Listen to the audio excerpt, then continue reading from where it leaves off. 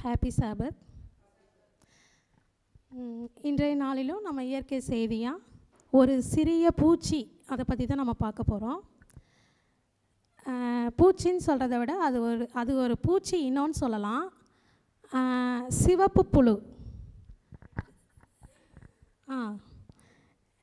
சிவப்பு புழு இது நம்ம பாஸ்டர் 2020 வருஷத்தில் நல்வழின்னு ஒரு புத்தகம் நம்மக்கிட்ட கொடுத்தாரு. அந்த புத்தகத்தினோட பேக் சைடில் இந்த சிவப்பு புழுக்களை பற்றி விஷயங்கள் நிறைய இருந்தது. சிவப்பு புழு அப்படின்னா அதனுடைய வேறு பெயர் என்ன அப்படின்னு பார்த்தோம்னா கிரிம்சன் புழு. இதனுடைய லத்தீன் பெயர் என்ன அப்படின்னு பார்த்தோம் அப்படின்னா காக்கஸ் இலிசஸ்ங்கிறது இதனுடைய லத்தீன் பெயர். இதை இன்னும் வேறு எப்படி இந்த புழுவை அழைக்கலாம் அப்படின்னு பார்த்தோம்னா கர்மீஸ் வெர்மிலியோ அப்படின்னும் இதை அழைக்கலான்னு சொல்கிறாங்க. இது என்ன இனம் அப்படின்னு பார்த்தோம் அப்படின்னா இது செதிர்பூச்சி இனம் அப்படின்னு சொல்கிறோம். இதை 1700லலாம் பார்த்தா இந்த பூச்சியை யாரும் பூச்சினே நினைக்கலையாம். இதை ஒரு தாவரம் அப்படின்னு தான் அறிந்து நம்பி வந்தாங்களாம். இந்த பூச்சி பார்க்குறதுக்கு எப்படி இருக்கும் அப்படின்னா மிகச்சிறியதாக இருக்கும். பார்ப்பதற்கு பூச்சி போலவே தெரியாதான். இந்த சிறு பூச்சியிலிருந்து முற்காலத்தில் என்ன பண்ணாங்க அப்படின்னா சிவப்பு சாயம் எடுத்தாங்க. சுயநலமற்ற அன்புக்கு இந்த சிவப்பு புழு ஒரு சிறந்த எடுத்துக்காட்டுன்னு கூட நம்ம சொல்லலாம். ஏன் அப்படின்னா பிறக்கும்போது இந்த பூச்சி எப்படி இருக்குன்னா கால்களோடு தான் பிறக்குது. இதில் முட்டை போடக்கூடிய அந்த பெண் பூச்சியானது என்ன பண்ணுது அப்படின்னா முட்டை போடக்கூடிய அந்த நேரத்தில் ஒரு மரத்தில் போய் ஒரு இடத்த தெரிஞ்சுக்கிட்டு என்ன பண்ணுது அப்படின்னா அந்த இடத்துல ஓட்டையை போட்டு அங்கேயே நிலையாக தங்கிடுது. இதற்கு இடையில் அதனுடைய அந்த தங்கக்கூடிய அந்த சூழ்நிலையில் அதனுடைய தன் கால்களெல்லாம் உதிர்த்து விடுது. இந்த சிவப்பு நிற பெண் புழு முட்டை போட்டு அந்த இடத்தை விட்டு நகராமல் அதிலேருந்து பிரியாத அளவுக்கு அந்த சிவப்பு புழு என்ன ஆகுது அப்படின்னா மரத்துலேயே அப்படியே ஒட்டிக்குது நிரந்தரமாக. இனிமேல் அந்த மரத்தை விட்டு அதால் பிரிக்க முடியாத அளவுக்கு அது ஒட்டிக்குது. அதனுடைய முட்டைகள் எங்கே இருக்குன்னு பார்த்தா உடலினோட அமைப்பில் கீழ்ப்பகுதியில் தான் அந்த முட்டை இருக்குது. அந்த முட்டை குஞ்சு பொறித்த உடனே அந்த குஞ்சுகள் தங்களுடைய வாழ்க்கை சுழற்சியை தொடங்குற வரைக்கும் அந்த தாய் தான் அதுக்கு என்ன பண்ணுது அப்படின்னா அந்த குஞ்சுகளுக்கு பாதுகாப்பை கொடுக்குது.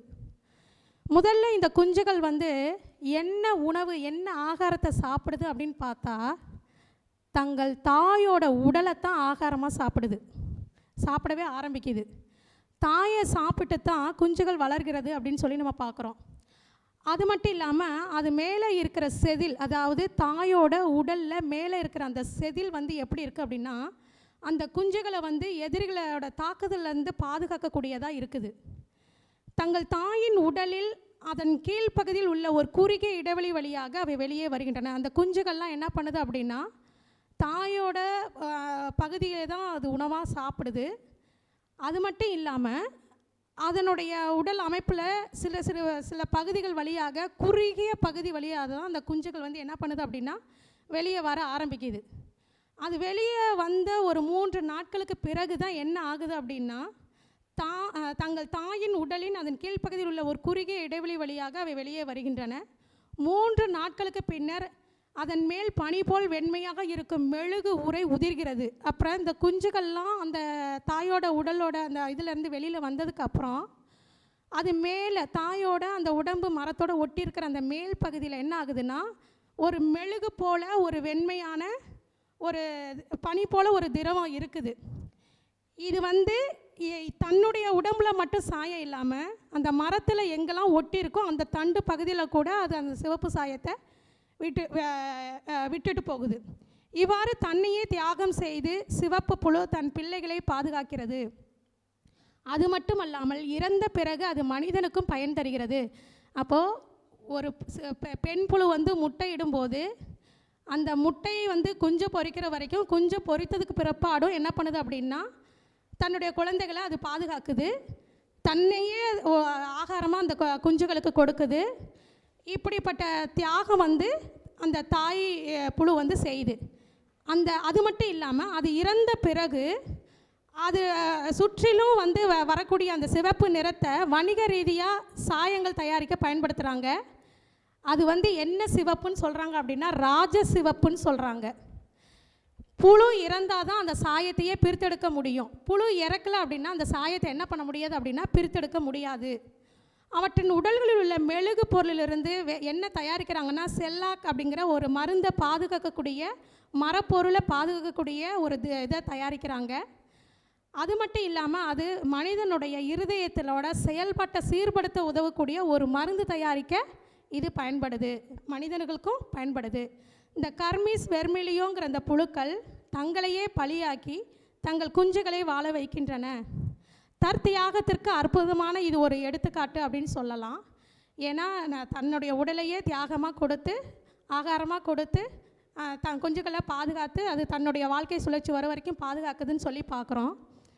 இப்படி தேவனுடைய சிருஷ்டிப்பே இவ்வளோப்பட்ட தியாகத்தை செய்யும்போது படைத்த தேவன் நமக்காக என்ன செஞ்சிருக்கிறார் அப்படின்னு சொல்லி பார்த்தோம் அப்படின்னா யோவான் 3:16 என்ன அப்படின்னு பார்த்தோம் அப்படின்னா தேவன் தம்முடைய ஒரே பேரான குமாரனை விசுவாசிக்கிறவன் எவனோ அவன் கெட்டு போகாமல் நித்திய ஜீவனை அடையும்படிக்கு அவரை தந்தருளி இவ்வளவாய் உலகத்தில் அன்பு கூர்ந்தார். அப்போது தேவனுடைய சிருஷ்டிப்பே இவ்வளவு இதாக அன்பு கூறும்போது படைத்த தேவன் நம்ம வந்து அன்பு கூர்ந்ததுனால அவருடைய குமாரனையே என்ன பண்ணுறார் அப்படின்னா இந்த உலகத்தில் கொடுத்தார் அப்படின்னு சொல்லி பார்க்குறோம். அது மட்டும் இல்லாமல் பிலிப்பியர் 2:7-8 பார்த்தோம் அப்படின்னா தம்மை தாமே வெறுமையாக்கி அடிமையின் ரூபம் எடுத்து மனுஷர் சாயலானார். அவர் மனுஷ ரூபமாய் காணப்பட்டு மரண பரியந்தமும் கீழ்ப்படிந்தவராகி தம்மை தாமே தாழ்த்தினார். அப்போது தேவன் வந்து அன்பு கூர்ந்ததுனால அவருடைய ஒரே பேரான குமாரனை நமக்கு தந்தருளினார். அவர் என்ன பண்ணுறார் அப்படின்னா மரண பரியந்தமும் நமக்காக என்ன பண்ணுறார் அப்படின்னா அவர் தம்மை தாமே கீழ்ப்படிந்தவராகி இருந்தார் அப்படின்னு சொல்லி நம்ம பார்க்குறோம். அப்போ தேவனுடைய சிருஷ்டிப்பும் இப்படி இருக்கும்போது தேவனும் அப்படிப்பட்ட காரியங்களை நமக்கு வலியுறுத்தும் போது நாம் வந்து நம்மளுடைய கடமை என்ன அப்படின்னு சொல்லி பார்க்குறோம். இதில் ஃபஸ்ட்டு அது வந்து அந்த குஞ்சுகளோட வாழ்க்கை சுழற்சி தொடங்குற வரைக்கும் அந்த தாய் பூச்சி தான் என்ன பண்ணுது அப்படின்னா அந்த குழந்தைகளுக்கு பாதுகாப்பை கொடுக்குதுன்னு பார்க்குறோம். அப்போ நம்மளை நம்பி குழந்தைகளை வந்து கர்ப்பத்தின் கனி கர்த்தலால் வரும் ஆசீர்வாதம்னு சொல்கிற போது நம்மளை நம்பி கடவுள் வந்து குழந்தைய கொடுக்குறாரு. அந்த குழந்தை ஒன்றுமே இல்லாத உதவி இல்லாத ஒரு குழந்தையாக தான் தேவன் வந்து நம்ம கையில் கொடுக்குறாரு. அப்படியேப்பட்ட எதையுமே அறியாத அந்த குழந்தைய நம்ம எப்படி வளர்க்கணும் அப்படின்னா தேவன் மீது அன்பு செலுத்த அதற்கு கற்றுத்தரப்பட வேண்டும். தேவ பயத்திலும் தேவ கடுந்துறையிலும் அது வளர்க்கப்பட வேண்டும். தெய்வீக மாதிரியின்படி உருவாக்கப்பட வேண்டும். ஏன் இதெல்லாம் தேவை அப்படின்னா இதெல்லாம் குழந்தைகளை நித்தியத்திற்கு வழிநடத்தக்கூடிய ஒரு பாதை.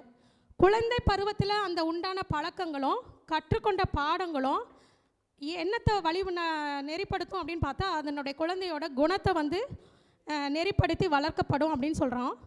பிள்ளையோட எதிர்காலத்தை இது வந்து என்ன பண்ணும் அப்படின்னா திசை திருப்பக்கூடியதாக இருக்கும். பிற்காலங்களில் கொடுக்கப்படும் அறிவுரைகளை விடவும் பயிற்சியை விடவும் இந்த சிறு பிராய அனுபவங்கள் பெரிய தாக்கத்தை ஏற்படுத்தும். இப்படிப்பட்ட தாக்கம் என்ன உண்டாக்கி தரும் அப்படின்னு பார்த்தா சரீரமும் மனமும் ஒழுக்கமும் ஆரோக்கியத்துடன் வளர்க்கப்பட இது ஒரு பெரும் காரணியாக அமையும்னு சொல்கிறாங்க. அடுத்து பார்த்தோம் அப்படின்னா அது என்ன பண்ணுது அப்படின்னா அதனுடைய செதில் வந்து குஞ்சுகளை எதிரியின் தாக்குதல்களிலிருந்து பாதுகாக்கிறதுன்னு சொல்லி பார்க்குறோம். அப்போ குஞ்சுகள்லேருந்து அது பாதுகாக்கிறது போல் நம்ம குழந்தைய சாத்தானோட அந்த வஞ்சக வலையிலேருந்து நம்ம எப்படி பாதுகாக்கணும் குழந்தைய அப்படின்னு சொல்லி பார்க்கும்போது ஜெபத்தினாலும் விசுவாசத்தினாலும் அவர்களை சுற்றி நம்ம என்ன பண்ணணும் அப்படின்னா ஒரு கோட்டையை கட்ட வேணும். கோட்டையை கட்டி நம்ம என்ன பண்ணணும் கவனமாக அந்த குழந்தைகளோட வளர்ப்பை நம்ம கண்காணிக்கணும். ஒவ்வொரு நொடிக்கும் சாத்தான் அவனது தாக்குதல்களை நமக்காக வைத்திருக்கிற அந்த காரியத்தை உணர்ந்தவர்களாக நாம் என்ன பண்ணணும் அப்படின்னா குழந்தைங்களுக்கு ஒரு விசுவாசத்தையும் ஒரு ஜெபத்தையும் கொடுத்து நம்ம வந்து அந்த குழந்தைகளை பாதுகாக்கணும் அப்படிங்கிறோம். இப்படிப்பட்ட ஒரு இயற்கை செய்தியை எடுக்க தேவன் கொடுத்த அந்த நல்ல தருணத்துக்காக கொடானே கொடி நன்றி. ஆமேன்.